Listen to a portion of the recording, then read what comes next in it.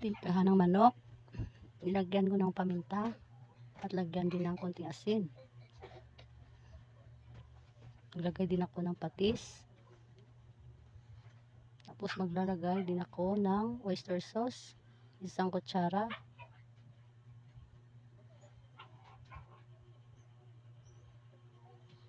Tapos i-mix na natin. Naglagay ako ng asukal.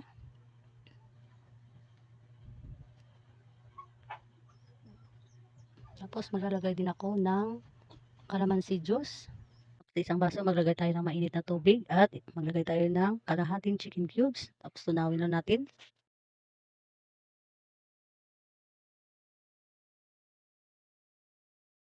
Tapos maghiwa tayo ng puting sibuyas. Hiwain natin ng pabilog.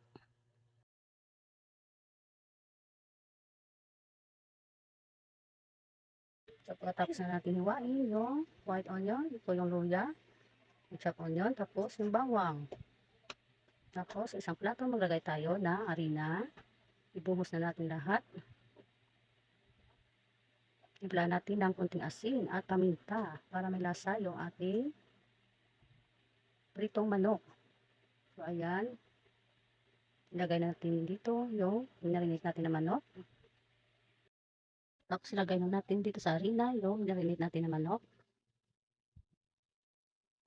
At habang naglalagay pa ako ng manok dito sa harina, please subscribe sa aking channel para updated kayo sa aking bagong upload na video.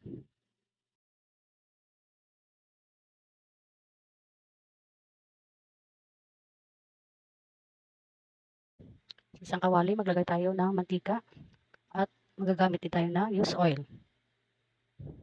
Papainitin natin yung mantika, tapos uminit na yung mantika, ilagay na natin yung mga manok, iprito na natin.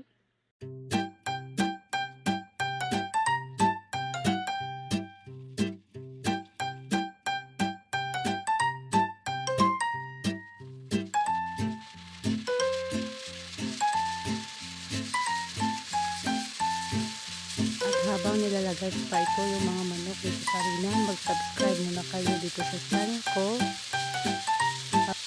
para updated kayo sa aking bagong video.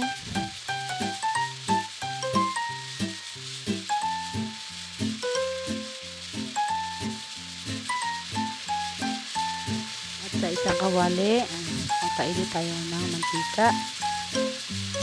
Gagamitin tayo ng used oil para makatipid. Lagay na natin ang mga manok. Ito na natin.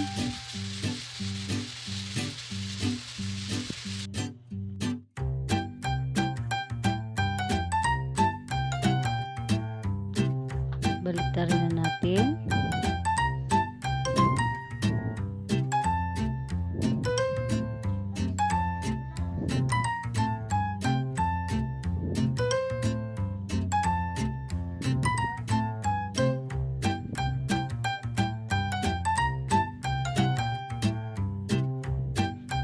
At ilagay na din natin lahat ng mga manok dahil kasya pa naman ito sa kawali.